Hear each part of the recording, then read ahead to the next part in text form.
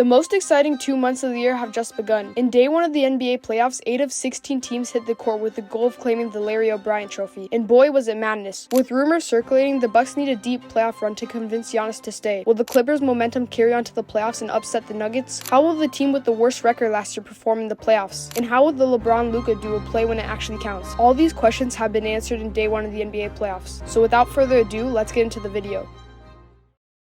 The first game of the playoffs started with the Bucks versus the Pacers. With news coming in that Damian Lillard was back after 3 weeks for the first round, the Bucks were rejuvenated. However, the Pacers weren't going to let this stop them. By the first minute of the game, the intensity made it clear that it was the playoffs. Giannis was single-handedly carrying the Bucks. However, him alone could not stop the Pacers, with them taking an early lead. To add on, late in the first, the Pacers went on an 11-1 run, in part because they made 5 threes that quarter. By the end of the first, the Bucks cut the lead to 8. But there was still much room for improvement. Gary Trent Jr.'s quarter was the second for sure. He started 100% from the field, attempting to make a run for the Bucks. But soon after, it became a tug-of-war between Giannis and the whole entire Pacers, but not before they countered by fouling him. When he was at the lines, fans brought back the infamous 1 through 10 counting from 2021. Ball game.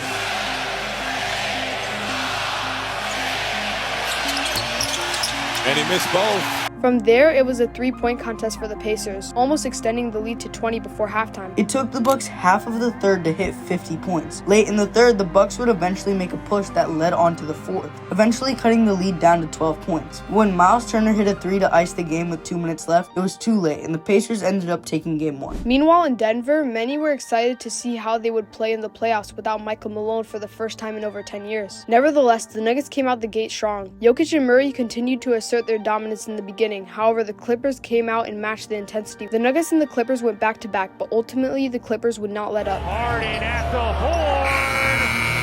In the second, the Clippers kept up the momentum and started to attack the basket, exposing the Nuggets defense. Now here's where things start going downhill for LA. To start, Harden and Kawhi got into foul trouble. On top of that, the Nuggets started picking up the intensity on both sides of the ball, and after 4.5 minutes, they ended the first half on a 13-2 run, lowering the lead to just 4. In the start of the third, the score remained around the same, with the Clippers leading by 6. As the quarter closed, the Nuggets and the Clippers battled back and forth. The score went, and at the end of the third, the Clippers led by 3. Offensively, the Nuggets were dominating fast break. However, they did not attempt a single 3 in the quarter. As for the Clippers, Norman Powell started to get going to keep the Clippers afloat. To start the fourth, the Nuggets bench held on and made it a manageable score. Once Jokic came back in, he started to take charge and led the offense. This is when Jamal Murray went to his playoff ways and started making clutch shots. Even Nicholas Batum was making big-time shots to match Murray's, and Westbrook's perfectly timed rebounds helped the Nuggets gain the lead. Not only that, but Westbrook made the game-winning shot. 25 seconds. Westbrook a 3. You bet!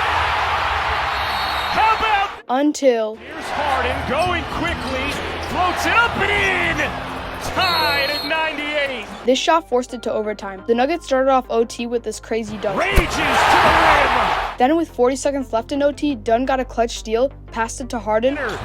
Resuscitation for LA. Harden connects. Cutting the lead to 1. After a few free throws to bring the lead back to 3, the Clippers were about to inbound it, until Westbrook came out of nowhere and stripped him, basically sealing the game. As OT ended for the Nuggets, the first quarter started for the Pistons-Knicks game. Players like Tobias Harris and OG Anunoby made their presence felt, and by the end of the first, it was a tie game. Finally, in the second, the Knicks made some separation, but that wouldn't go on for too long, for the Pistons to go on an 8-0 run with Malik Beasley leading the way. The Knicks led the Pistons 57-55 at halftime in Madison Square Garden. At the half, OG Anunoby scored 19 points on 54% shooting and contributed defensively with 2 steals. This is when the Pistons decided it was time for them to make a run, and who would have thought that Tim Hardaway Jr. was the player leading it? Soon the Pistons used his momentum to make a lead of their own, giving them a 6-point lead to end the third quarter. Once Cat got back in the game, the Knicks started to gel and make a comeback. Brunson and Cat got hot, and after a short period of time, the Knicks saw themselves behind only 2, and then they eventually took the lead. Towards the end of the fourth, the Pistons started to get cold, and the team could not buy a bucket. On the other end, Brunson and Payne went crazy, hitting every shot that came out of their hands. In the end, the Knicks ended up running away with it and winning game 1. Now for the most anticipated game of the day, the Timberwolves versus the Lakers. Going into this matchup, everybody didn't know what to expect. After all, LeBron's 40, Luka still dealing with the mental damage from the trade, and it's JJ Redick's first time in the postseason as a coach. much. Yet expectations are still sky high. On top of that, they were playing a team that went to the Western Conference Finals last year. To start, Luka came out of the gate sizzling, scoring 16 points in the first with ease. But Ant wasn't going to let that slide, showcasing his newly formed shooting skills. Then in the second, with the help of Jaden McDaniels and DiVincenzo, the Timberwolves took the lead. And from there, it was smooth sailing. Naz Reid continued to show why he's the best sixth man in the league. The Timberwolves beat the Lakers in the second by 18, mainly due to their rebounds, something we knew would cost the Lakers ever since that Luka trade. All third quarter, it was 3 after 3. They led up to 27 points. Every 3 was going in for them, shooting 58% in the third. To make it even worse, Luka collided into Randall, which definitely did some damage to him. And a few minutes after, Ant started limping and walking off the court. The Lakers took advantage of Edwards being out. They went on a run and ended the third quarter with this. Has to work expeditiously and got it to go!